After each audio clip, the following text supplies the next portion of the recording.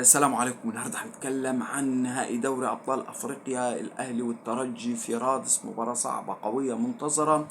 وهنتكلم على فكرة عن ماتش الزمالك ونهضة بركان اللي كان بالامس، عشان في مغالطات يعني حبيت اصلحها، بس بالنسبة للجماهير كانت بالامس يعني شوية حاجات كده هنوضحها. لكن اذا اتكلمنا عن المباراة المرتقبة للنادي الاهلي، رغم صعوبتها، لكن النادي الاهلي واخد على هذه المباريات الكبيره، وازاي انه بيتصرف يعني في المباراه حسب سير اللقاء. النادي الاهلي عنده حاجات تخلي اي حد من الجمهور عنده اطمئنان كبير. اول حاجه، عنده مدير فني مخضرم واخد البطوله، ذكي جدا على فكره، وتصرفاته داخل سير المباراه وداخل اللقاء بتنم على مدرب ذكي. دي حاجة مهمة جدا. ازاي اثناء المباراة لو لقيت اي شيء او خلل ازاي اعالجه، ده موجود عند كولر. عندك فريق عنده اصرار وعنده عزيمة وعنده ايمان بحظوظه في الفوز لاخر ثانية. النادي الاهلي يعني هذه القاعدة خاصة بالنادي الاهلي، بيلعب لاخر ثانية ويقدر يجيب جون او اتنين او اكتر اذا اراد.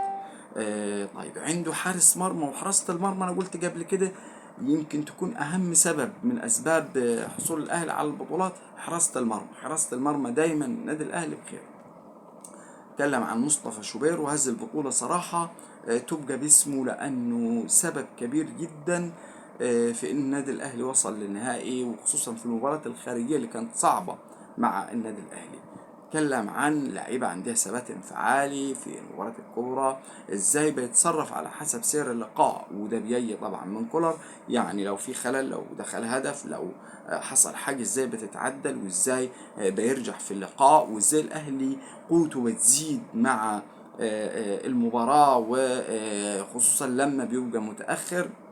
دي حاجات هنتكلم عنها دلوقتي. لكن بالنسبة لماتش الزمالك، أول حاجة بالنسبة للتحكيم لم يكن يعني سيء جدا. يعني كورة شحاتة اللي اتضرب فيها دي طبعا في خطأ، وكان لازم الفار يستدعي. على فكرة في كورة ممكن كان يستدعي برضه، يعني فيها برضه ممكن نقول شبهة أو حاجة زي كده. فتوح يعني كان في ضربة في القدم بدون كرة، ممكن يعني تبقى كرة شبيهة.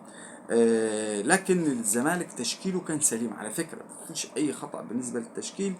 لكن التشكيل جوه الملعب كان خاطئ. ما كانش ينفع إني أنا أجيب زيزو ناحية الشمال أبدا، وده خطأ عدله في الشوط الثاني وبدأ يجيبه على اليمين، لأني أنت كده فقدت لاعب اسمه سامسون. الناس شغاله هاري في سامسون. طب ما هو اللاعب المهم اللي لعب ماتش دريمز وفوزك في دريمز. القصة انك انت وظفته خطأ، وممكن هو يعني بيلعب راس حربة وبيلعب صناعة ألعاب، وممكن يعني بيلعب شوية ناحية الشمال، لكن أنا أجيبه يمين في مكان ما بيلعبش فيه طبعا ده يعني بيبقى صعب، وما كانش ليه وجود تماما. طيب، بالنسبة ل يعني الخطأ الأكبر أو المصيبة الكبرى اللي حصلت في المباراة، هو اهتزاز حسام عبد المجيد. يعني هنقول ان اللاعب صغير. طيب، شحاتة لعب وكان نجم من نجوم المباراة، وصغير في السن، اصغر منه.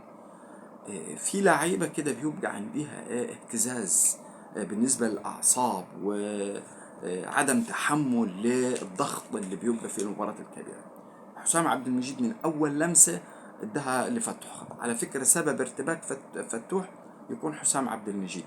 يعني فتوح انا ما عاتبش عليه، لانه لقي لاعب بيرتكب خطأ واتنين لغاية ضربة الجزاء اللي هي هدية بالنسبة لفريق نهضة بركان بصراحة يعني. لكن نقدر نقول ان نادي الزمالك يعني اللي حصل كويس جدا. نتكلم نص ساعة هدفين كان يعني، وبعد كده انت اللي احرزت الهدف في الشوط الثاني.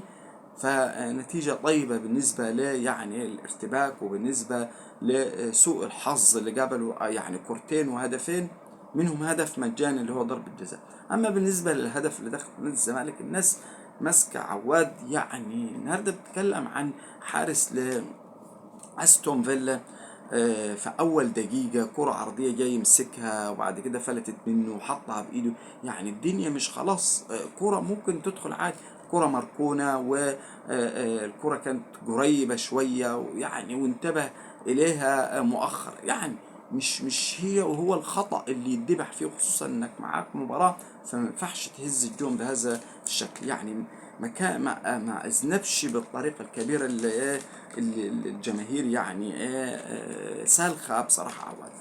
لكن حسام عبد المجيد صراحة يستحق حقيقة، لأنه هو سبب الربكة كلها. مش خطأ، ما أنت ممكن تتجاوز عن خطأ، لكن خطأ واثنين وثلاثة واهتزاز في المستوى عامل قلق بالنسبة للاعيبة نادي الزمالك بصراحة. أما بالنسبة جوميز، فجوميز يعني بصراحة هو مدرب أعتقد من السنة الجاية مش هيبقى متواجد في نادي الزمالك حقيقة.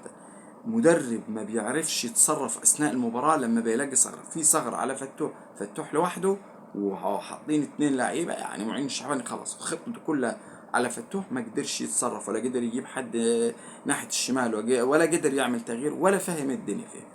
فهمه بطيء جدا أثناء سير المباراة. إذا مدرب صراحة يعني قليل. لكن النتيجة جيدة، نادي الزمالك يستطيع انه يلعب، والفريق على فكرة مش فريق قوي يعني، فريق متوسط وفريق متواضع. الشوط الثاني كان سيء، ويعني انت لما احرزت هدف، لو كنت هجمت كنت هتجيب هدف تاني. يعني انا نفسي اعرف ايه قصة انك ترجع وتحافظ على هذه الهزيمة في فرق شاسع ما بين الزمالك ونادي البركان. طب بالنسبة للنادي الاهلي، النادي الاهلي يعني معاه مباراة صعبة، ومطالب بانه اللي ما فازش يتعادل. تعادل يعني يبقي الامال بنسبة 50-50 على فكرة. يعني مش زي زمان تعادل بره وجوه حفوز عليه، لا، الفار موجود والتحكيم بيبقى يعني كويس دلوقتي تتعادل. فالنادي الاهلي مطالب باداء مباراه قويه، ولازم يستغل هذه المباراه. النادي الاهلي لازم يحرز هدف، يعني افضل حاجه انك تحرز هدف في مرمى الخصم في ملعبه، ده يعني هيريحك كتير جدا. طيب لو ما حرزتش ما يجيش فيك هدف ويبقى التعادل نتيجة مناسبة. الهزيمة، لا، الهزيمة يعني هتبقى سيئة، وخصوصا 1-0 2-0 الكلام ده. لكن انا واثق النادي الاهلي عنده قدرة كبيرة جدا انه يتحكم في النتيجة. يعني لو جاء في هدف ازاي يستطيع انه يجيب هدف. اللعب المتوازن دفاعا وهجوما ده هيبقى مطالب به النادي الاهلي. وزي ما قلت لكم في حاله من الاطمئنان بالنسبه للمدير الفني، بالنسبه لحراسه المرمى، بالنسبه للاعيبه النادي الاهلي،